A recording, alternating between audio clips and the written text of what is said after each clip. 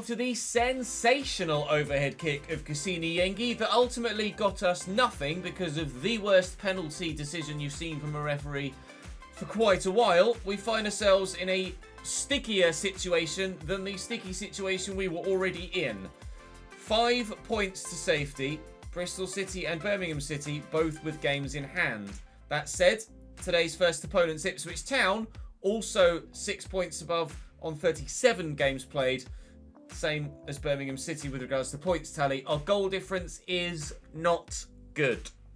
Minus 25 compared to the minus 24 of Huddersfield and the minus 42 of Charlton, but the minus 10 of Stoke, Swansea, Ipswich and Bristol City, and the minus 15 is the closest for Birmingham. So we need the turnaround of turnarounds at the moment.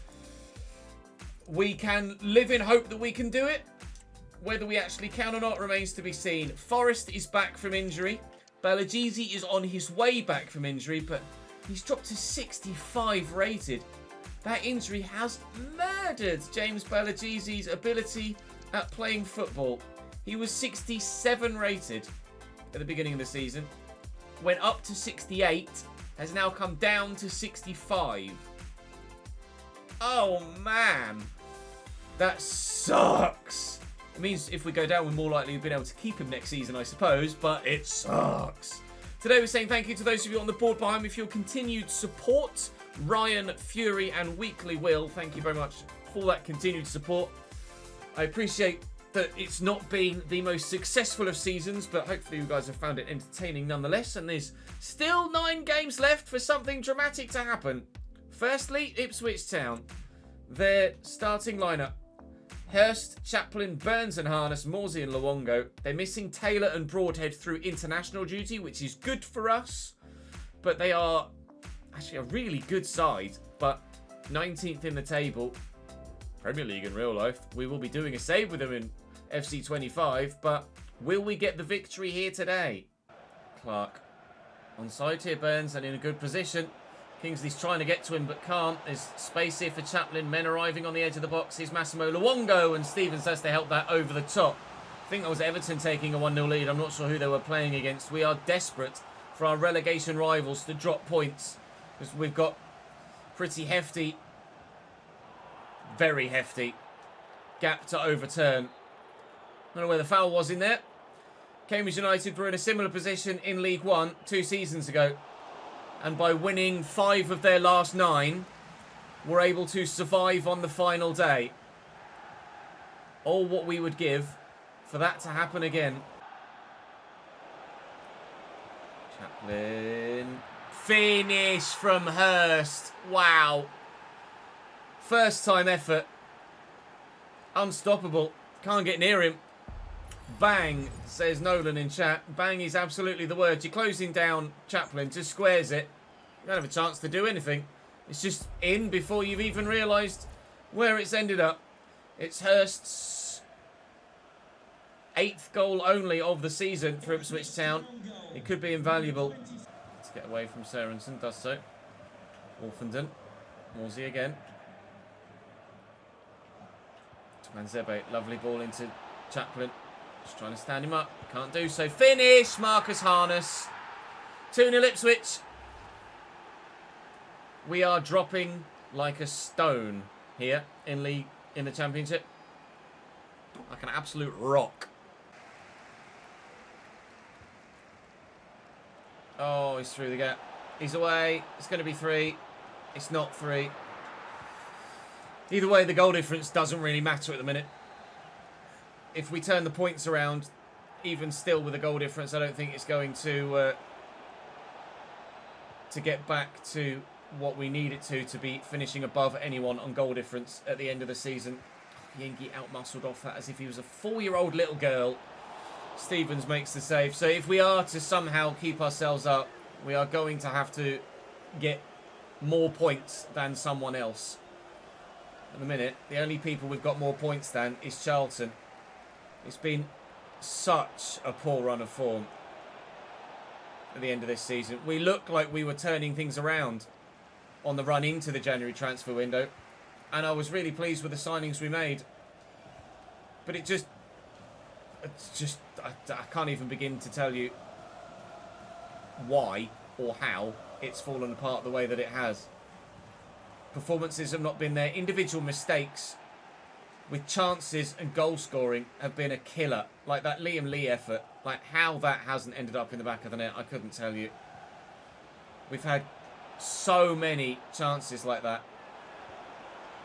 Oh my lord. So many chances like that that could easily have seen us 5, 6, 7 points better off than we are. You get the penalty call at the Mill one in the last one. I know I'm harping on about it, but we're in a really tough spot. Middlesbrough in 8th place in the division next. They have an average rating throughout their entire squad of 74. They are one of the strongest sides in the division. Very much worthy of a playoff place on pure quality, but outside the playoffs at the moment, maybe because of those 2 back-to-back defeats in their last couple of games. They're going to be stronger than us. We have to dig deep and fight hard. Dodds is going to come out and Forrest is going to come in. Brown has already come in at cam for Liam Lee, who has just crushed me with some of his performances of late. Yengi's back in the starting lineup for Silla, who had a couple of games starting but has dropped out. We're going to put Brophy back in on the left-hand side ahead of Adam Clarkson because Clarkson's done bugger all recently as well. The entire side have done bugger all recently. We've tried some different formations in-game. Not started with, but tried some alterations in-game, neither of which have worked either. So we shall have a press conference question here that comes in from Simon Wilson. Says, now Stevens is playing better. Is it because he has competition from Ingram that is boosting his performances? In general, I think Jack Stevens has just continued the trajectory he was on from last season. We just obviously didn't get him the kickstart of a lot of football at the beginning of the season. He had a handful of games. We replaced him with Ingram, who we felt was a better player. On paper was a better player. Didn't prove to be a decision that really made that much difference at all. Stevens has come back in and hasn't made much of a difference. We've still been conceding goals left, right and centre anyway, so it's been a very difficult season. But such is the nature of a realistic season in football for a League One side that's just been promoted to the Championship on a small budget. You guys wanted a realistic save, you're getting one. Well in.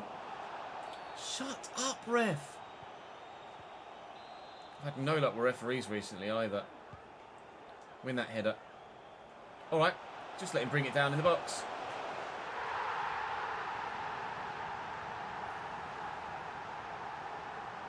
It's getting beyond the joke now. The sort of nonsense we're having to deal with is a farce. I've won that back. The keeper's come out and he's tried to kick the ball away. He's stretched for a stand tackle and then has gone to kick the ball away. Is it Marcus Force? Yep. Marcus Force, Middlesbrough 1, Cambridge 0. 4 minutes. Farcical. Absolutely farcical. Brown looking for the run of Forrest. Sam Forrest getting away. Kusini Yengi's with me. We'll look for Yengi. We'll find Yengi. I need support. It's arriving. Here's Marcus Brown. He's got the legs. But as ever, anyone in this team, he's not got the finish. Honestly. Send help. I don't know what more I can do. I'm creating such good opportunities. My players just won't put it in the back of the net. Osborne. And Brown. And Yengi. You know, they've got so many men back. It's just like, where'd you go? Roofy, looking for Marcus Brown. Yengi. Oh, brilliant save by Bryn. It's more sensational football from Cambridge United that goes unrewarded. Ben Osborne's up. He's not going to get there. Watts knocks this back. It's Kirk Henderson. And it's cleared away. We've been the better side. We could have said that multiple times in multiple games this season. We've been the better side. Can't get a goal to show for it. Marcus Brown. There's room out wide for Lasse Sørensen. Sørensen will look for an early ball. It's going to hit a hand. We'll get a free kick. What can we do from said free kick? Forrest will deliver. He'll put some whip on it. And underneath it's Kirk Henderson. And there is an equaliser for Cambridge United. From the set piece, we make it work. And the young captain pulls us back level. Alien. Brown is there. And he's away from his man. And Yengi could be in here with a good ball. It's a good ball. Brophy. It's a great block by the defender. Maybe could have laid it off to the man that was next to me. I'm not sure. Felt like the chance was there to score the goal. That's going to be a foul. But we couldn't get it. A point is good. Away from home at the Riverside. But in the scenario we're in, it's just not enough. Kingsley forward to Dodds, who's taken it in his stride very well. Accelerated away with it. And Kusini Yengi is bearing down on goal. He needs to bury it. And he has. Is that the goal to spark the revival? Kusini Yengi gets away from the defence. Side foots past the keeper. And we are in front at the Riverside. And it is wholeheartedly deserved. We've been significantly the better side today. I need the result. I don't care if this is boring to watch. I'm so sorry. I really couldn't give any shits right now about how boring it is to watch me play about like that. Alves will run to the corner. Cardiff are beating Charlton by 3-1. Charlton are definitely getting relegated. We are favourites to go down, but as of yet unconfirmed. Looking for Silla. And here's the overlapping run. 2 minutes added on at the end of the game. Sorensen looking for a teammate, finding only a man in red and white. Sorensen trying desperately to get the ball off them here, but we've wasted enough time, I think.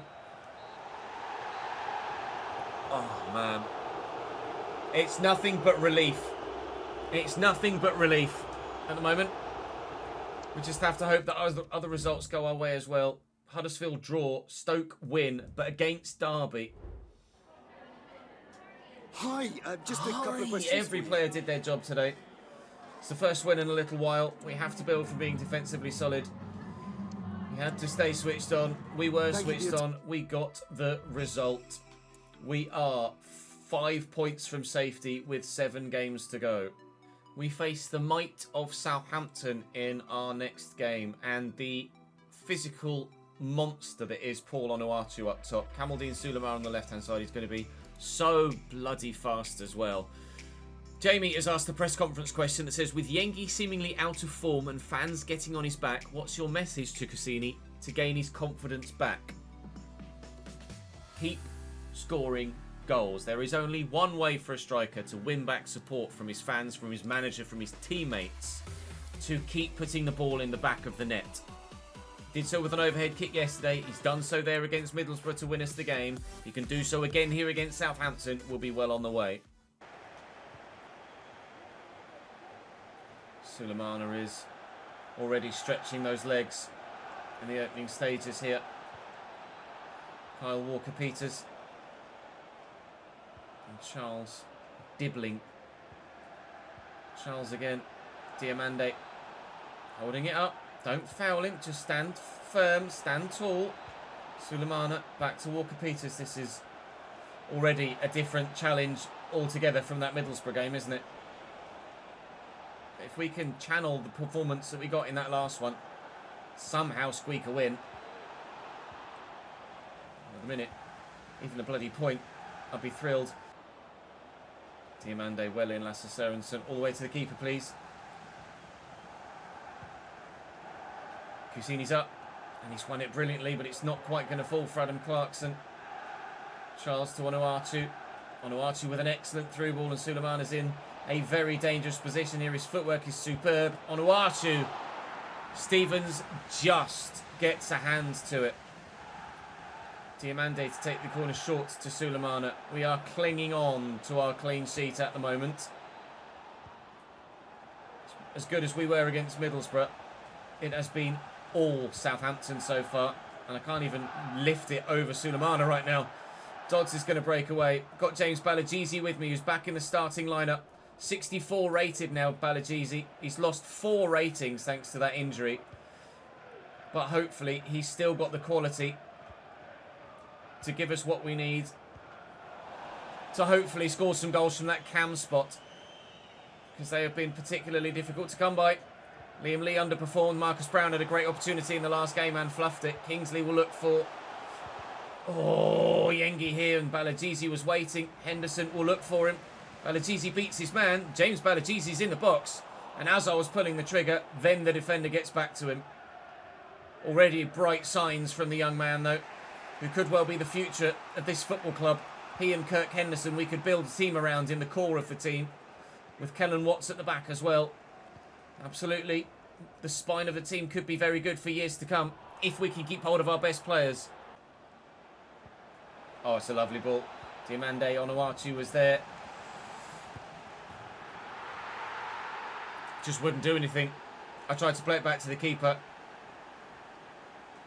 Just got tackled immediately.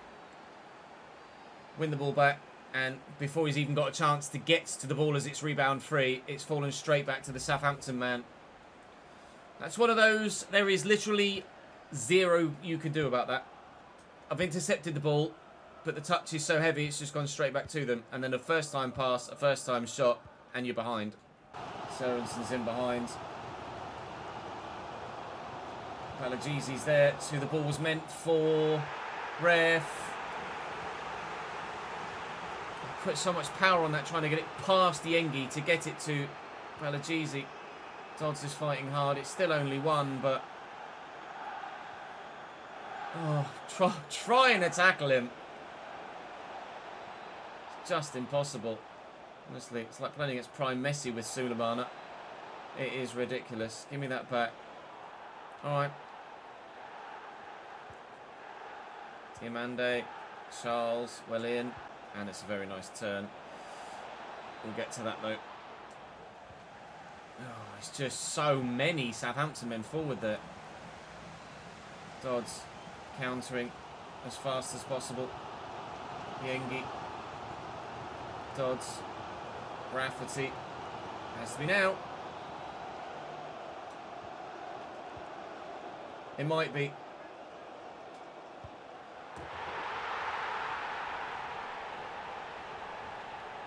Where are you? Where are you? Dylan Dodds rescues a point.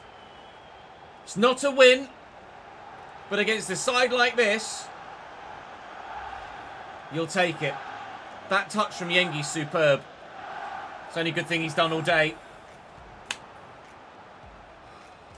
I don't know what it's going to do to the league table. I don't know what everyone else is doing with their results, but it's the last kick of the game. And Dylan Dodds has gotten us something against Southampton. Something. It's not everything. Lots of draws elsewhere. So probably not gained anything. Oh, but crucially at this stage, not lost anything either. Liam Lee's been terrible. When it comes to ball control, he's very good. But when it comes to actually putting the ball in the back of the net, which is ideally what you really want from that man in that cam spot. 5 goals and 6 assists.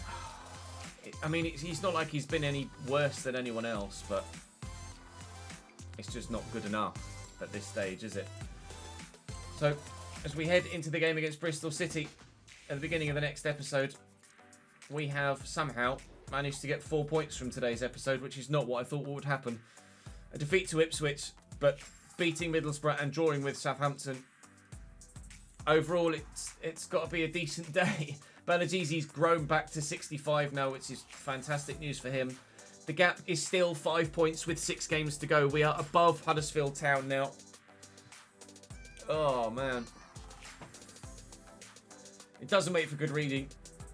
But if we can beat Bristol City at the beginning of the next episode, that would be ginormous.